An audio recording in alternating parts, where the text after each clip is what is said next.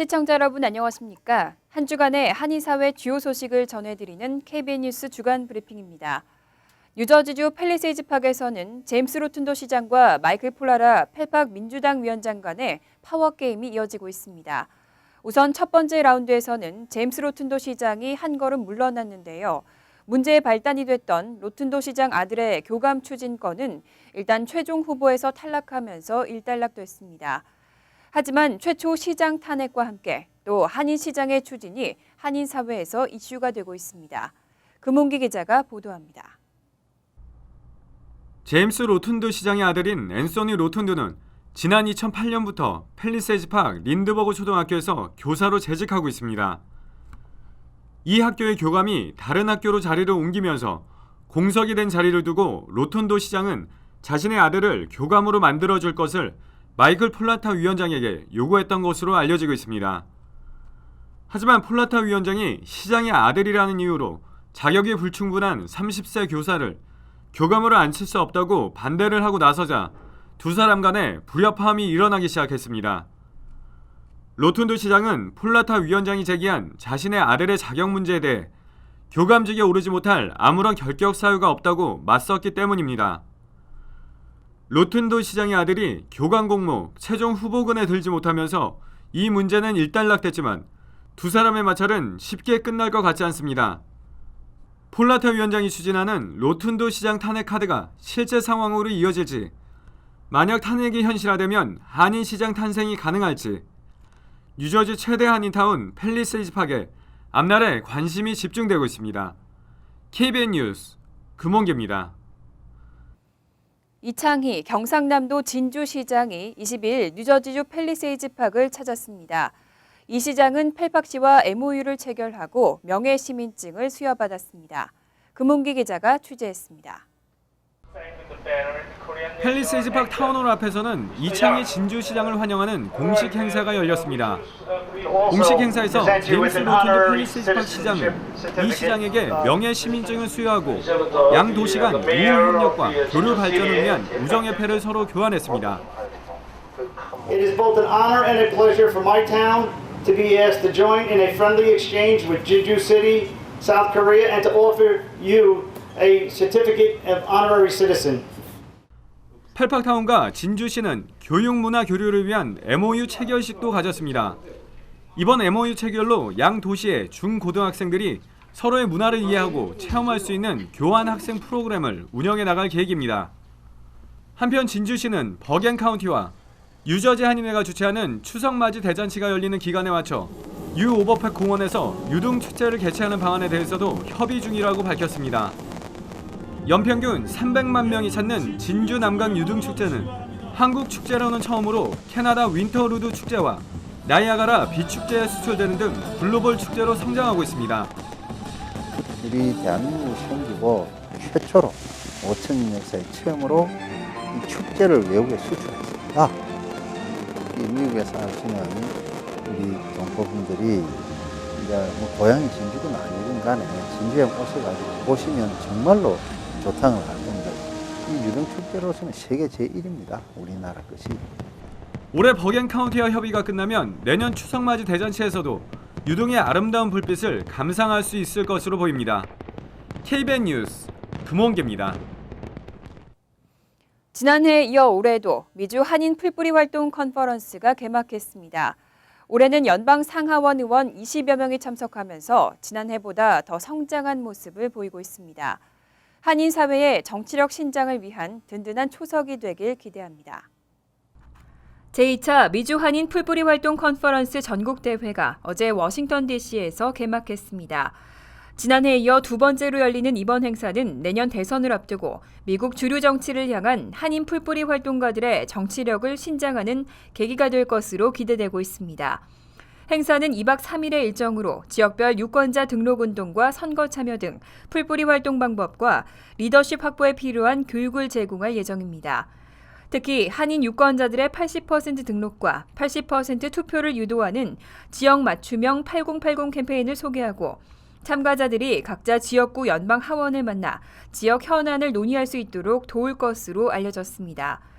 행사 이틀째인 22일 저녁에는 에드로이스 하원 외교위원장과 밥 코커 상원 외교위원장, 찰스 랭글, 마이크 혼다 의원 등 연방 상하원 의원 20명가량이 참석한 가운데 만찬도 개최했습니다. 한국 측에서는 기조연설자인 나경원 국회 외교통일위원장과 새누리당 심윤조, 배덕광 의원, 새정치민주연합 오재세 의원 등이 참석합니다. 올해 뉴욕 한인회는 내분이 끝도 없이 이어지고 있습니다. 제34대 뉴욕 한인회 선거관리위원회 측이 32년 전 뉴욕 한인회관 매입 시 문제가 있었다며 들고 나섰는데요. 당시 강익조 전 회장의 공금 착복 여부가 의심된다는 주장입니다. 강 전 회장은 명예훼손으로 법적 소송을 하겠다며 반박하고 있습니다. 제34대 뉴욕 한인회 선거관리위원회 측 뉴욕 한인회는 최근 32년 전 뉴욕 한인회관 매입 당시 강익조 전 회장의 공금 착복 여부를 검토하겠다고 밝힌 바 있습니다. 민승기 회장 측의 뉴욕 한인회관 진실규명위원회는 지난 17일 기자회견을 열고 강익조 전 회장은 1983년 뉴욕 한인회관 매입 당시 처음에는 매입 계약서를 공개하지 않다가 논란이 일자 뒤늦게 계약서를 공개하는 등 회관 매입을 불투명하게 진행했다고 지적했습니다. 또 특히 당시 시세를 감안하면 시가보다 50만 달러 이상을 비싸게 주고 회관을 매입한 것으로 추정되는 만큼 강 전 회장의 착복 여부를 면밀히 검토하겠다고 발표했습니다. 이에 대해 강익조 전 회장은 어처구니 없는 주장이라고 반박하고 즉각 명예훼손에 대한 법적 소송에 나서겠다고 밝혔습니다. 강 회장은 또 민승기 회장이 회관 장기 리스를 추진하고 있다는 의혹을 받으면서 자신에게 모든 것을 뒤집어 씌우려 하고 있는 것 같다면서 확고하게 법적인 책임을 묻게 할 것이라고 강조했습니다. 뉴저지에서 무면허로 영업해온 한인 이삿짐 업체들이 대거 적발됐습니다. 주로 영어가 불편한 이민자들을 대상으로 영업한 만큼 대부분의 소비자들은 면허 소지 여부도 알지 못했을 텐데요. 면허가 없는 업체로 인해 본 피해도 소비자 보호국에 신고할 수 있습니다. 주 검찰은 21일 한인과 히스패닉 커뮤니티를 대상으로 무면허 이삿짐 업체 집중 단속을 펼치고 8곳을 적발했다고 밝혔습니다. 이 중 한인 업체는 팰리세이즈팍 007 이삿짐과 가나안 익스프레스, 놀스버겐 무궁화 이삿짐, 리치필드 곰 이삿짐, 또 도레미 포장이사 등 5곳입니다. 나머지 3곳은 히스패닉 업체로 알려졌습니다. 검찰은 신문과 웹사이트에 게재된 이삿짐 업체 광고를 토대로 각 업체의 면허 소지 여부를 조사했다고 밝혔습니다. 존 호프만 검찰총장 대행은 적발된 업체들은 주로 영어가 불편한 이민자들을 상대로 영업해왔다며 소비자들은 이들이 불법 업체라는 것을 모르고 이용했다고 설명했습니다. 이들 업체에는 벌금 2,500달러가 부과되고 15일 이내에 면허를 신청할 경우 벌금은 1,250달러로 줄어듭니다. 만약 무면허 이삿짐 업체로 인한 피해를 봤을 경우에는 소비자 보호국에 신고할 수 있습니다. 플러싱 먹자골목 149가 교량 공사가 또 기약 없이 늦어지고 있습니다. 최대한 빨라도 내년 겨울에나 완공될 것이라는 전망이 나왔습니다. 토비앤 스타비스키 뉴욕주 상원 의원은 17일 론킴 뉴욕주 하원 의원, 피터구 뉴욕시의원 등과 가진 비공개 미팅에서 교통국이 일러야 내년 겨울쯤 플러싱 149가 교량 공사가 완공될 것이라는 서한을 보내왔다고 밝혔습니다. 애초 교통국은 공사업체 입찰과 선정을 거쳐 올해 6월 철거 작업을 시작으로 본격적인 공사에 들어가면 늦어도 올해 11월에는 개통할 것이라는 계획을 밝힌 바 있습니다. 스타비스키 의원실 측은 교통국이 공사를 맡았던 업체와의 소송으로 공사가 늦어지고 있다는 해명만 늘어났다며 교량 개통 시기는 사실상 기약이 없는 상태라고 밝혔습니다. 서한에 따르면 교통국은 지난 4월까지 사업자 공개 모집을 진행하고 현재 계약 단계에 있습니다.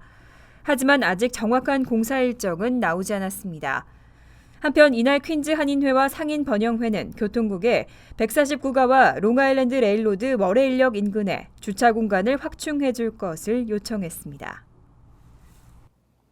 뉴욕주 정부가 네일살롱 종업원 견습생 제도를 본격적으로 시행하고 있습니다. 이제는 라이선스가 없는 종업원들도 최대 2년간 업소에서 견습 생활을 하면 시험을 통해 라이선스를 받을 수 있습니다.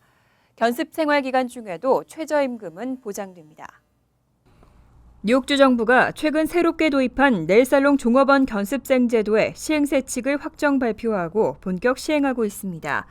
이 견습생 제도는 네일살롱에서 일하면서도 라이선스가 없는 종사자들을 위한 것으로 별도의 등록비는 없습니다. 견습생 희망자는 견습을 받게 될 업소명과 트레이너 이름 등이 적힌 소정의 신청 양식을 작성하고 건강증명 기록과 함께 뉴욕주 라이선스국에 제출하면 견습생 등록증을 받을 수 있습니다. 견습 신청서는 소셜 시큐리티 번호나 개인 세금 번호로 신청할 수 있고 두 가지 번호가 모두 없는 경우에는 이유서를 제출해야 합니다. 견습 신청서는 한국어나 영어, 중국어와 스페인어, 이탈리아어 등 총 10가지 언어로 작성할 수 있습니다. 또 견습 기간은 1년이지만 필요에 따라 1년을 추가로 갱신할 수 있고 업소주인은 견습생에게도 최저임금 이상을 지급하는 등 정식 직원과 동등한 대우를 해줘야 합니다. 견습생이 견습 기간을 마치면 뉴욕주가 인가한 네일살롱 학원에서 26시간의 교육을 의무적으로 이수한 후 시험을 치르면 정식 라이선스를 취득할 수 있습니다. 맨하탄 허드슨 강까지 이어지는 7번 전철의 연장선이 드디어 올 9월 13일 개통됩니다. 종착역인 맨하탄 34가와 11번가 인근에서는 고층 주상복합단지도 들어설 예정입니다. 메트로폴리탄 교통공사는 20일 열린 회의에서 맨하탄 서쪽 허드슨강 인근까지 연결되는 7번 전철의 운행 서비스를 오는 9월 13일부터 시작한다고 밝혔습니다. 이번 연장선 개통으로 퀸즈 플러싱 메인스트릿에서 맨하탄행 7번 전철을 타는 승객들은 제이콥 제비츠 센터가 있는 맨하탄 34가 11번가까지 갈 수 있게 됐습니다. 애초 마이클 블룸버그 전 뉴욕시장은 2011년 7번 전철 연장 프로젝트를 시작하면서 2013년 12월 완공을 목표로 했습니다. 하지만 공사 차질로 올 2월로 한 차례 연기했고 이후 메트로폴리탄 교통공사가 또다시 엘리베이터와 에스컬레이터 공사를 이유로 6, 7월로 미룬 바 있습니다. 한편 맨하탄행 7번 전철의 새로운 종착역이 될 34가 11번가 인근에는 대형 재개발 공사인 허드슨 야드 프로젝트가 진행되고 있습니다. 프로젝트가 완공되면 75층에 달하는 고층 콘도와 공립학교, 쇼핑몰 등을 포함한 주상 복합단지가 들어설 예정입니다. 뉴욕주 임금위원회가 패스트푸드 노동자들의 최저임금을 시간당 $15로 인상하는 방안을 만장일치로 결정했습니다. 뉴욕시는 앞으로 3년에 걸쳐서 그 외 뉴욕 지역은 6년에 걸쳐서 $15로 시급을 인상할 계획인데요. 점진적인 인상인데도 이 결과를 얻기까지 만만치 않은 과정이 있었습니다. 하지만 노동력의 대가로 이만큼도 지불하지 않는다면 결국 돈이 돈을 부르는 소득 불평등이 계속될 수밖에 없겠죠. 앤드류 쿠오모 주지사의 말대로 우선 바닥을 끌어올리는 방안들이 이어져야겠습니다. KBN 뉴스 주간 브리핑 여기서 마칩니다. 시청해주신 여러분 고맙습니다.